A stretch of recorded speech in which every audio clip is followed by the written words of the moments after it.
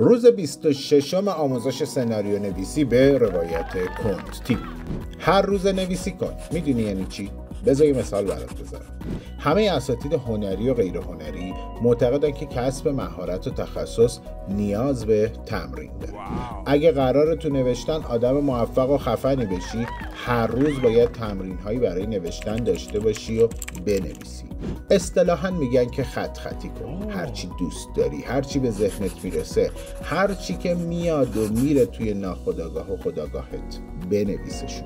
تمرین‌هایی مثل کلمه نویسی، تک خط نویسی، خاطره نویسی، روایتگری و خیلی تمرین‌های دیگر رو انجام بده. البته کتاب خوندن هم میتونه بهت کمک بکنه.